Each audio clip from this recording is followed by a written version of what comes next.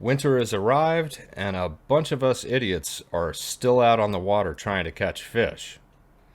Those of us that use GoPros regularly know exactly what I'm about to get into.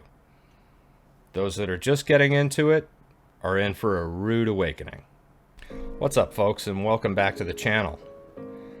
When you're a content creator on YouTube related to fishing, you get out on the water and it's 27 degrees and your cameras don't want to cooperate. What do? As many of you know, GoPros are great cameras for content creation, particularly with what we do. But they are absolutely notorious for not working well in cold weather. Last spring, GoPro finally got around to acknowledging the issue that has existed from the 5 all the way to the current 11. As for the 9, 10, and 11, we have the Enduro battery. And in this video, I'm going to be comparing the two, the standard and the Enduro. And I could think of no better way of doing that than this right here.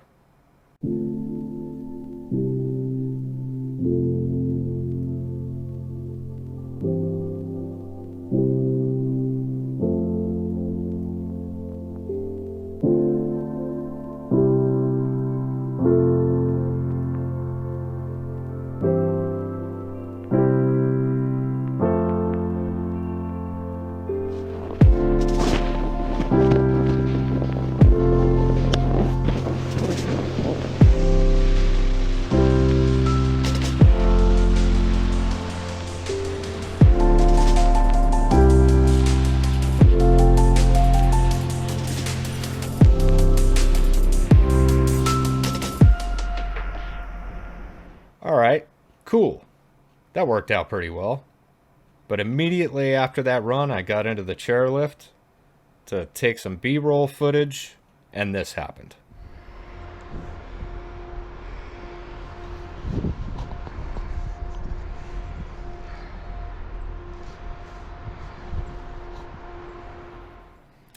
And that was it. I was shooting between 2.7K and 4K, and between 60 and 120 frames a second. The battery lasted 7.5 minutes. So, I popped the Enduro in to see how it stacks up.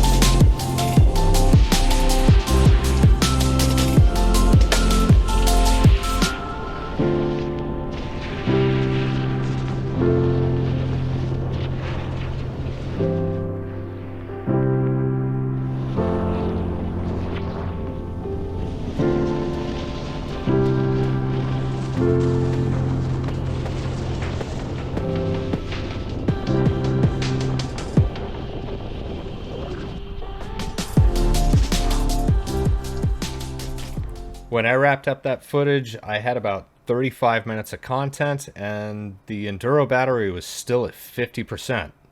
So, I decided, let's take it down and see what it actually does. Let's go do a drive by the Monocacy and take a temperature. Why not?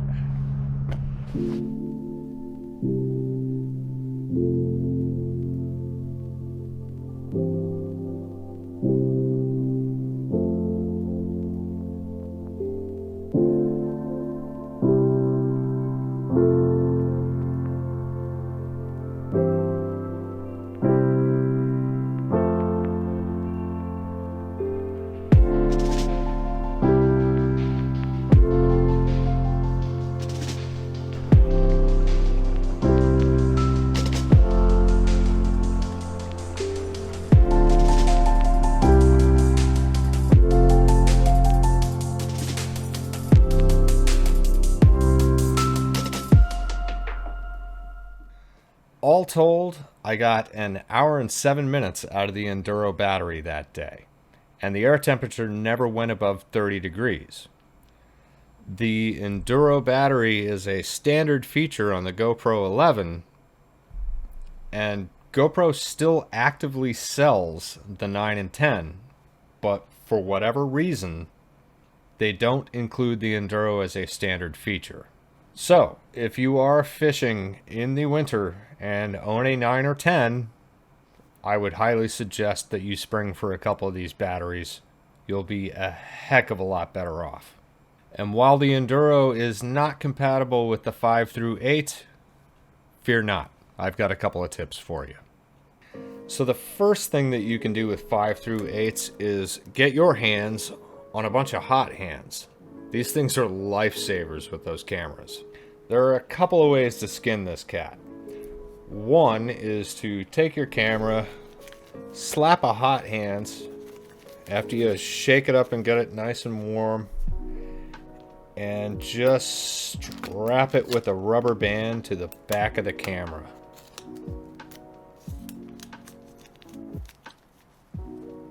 That's it. You would not believe the difference that this makes. Another method would be to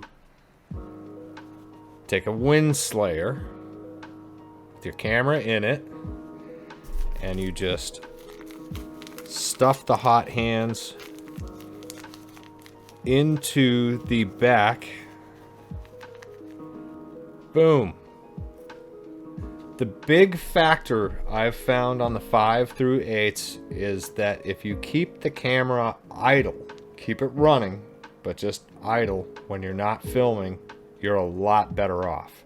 If you allow the camera to completely cool down, two things can happen. One, the battery's going to freak out, and two, as the camera heats up, it can cause condensation and can form on the lens, the screen. So keep your cameras running. Carry an extra battery with you, carry an extra 2 batteries with you. If you keep your camera idle, honestly, it's only going to take a few minutes off of your recording time, but you will absolutely 100% be much better off. That goes for the 9, 10s, and 11s too. As far as the condensation thing goes, that is a real thing. If you take a camera that's 25 degrees, turn it on, start recording, it's going to generate heat, and condensation will occur. Keep your cameras idling. It's going to save you a lot of heartache and will probably save you a heck of a lot of footage at the sacrifice of just a few minutes of possible recording time. That's it for this one. Thanks for watching, and we will see you on the next.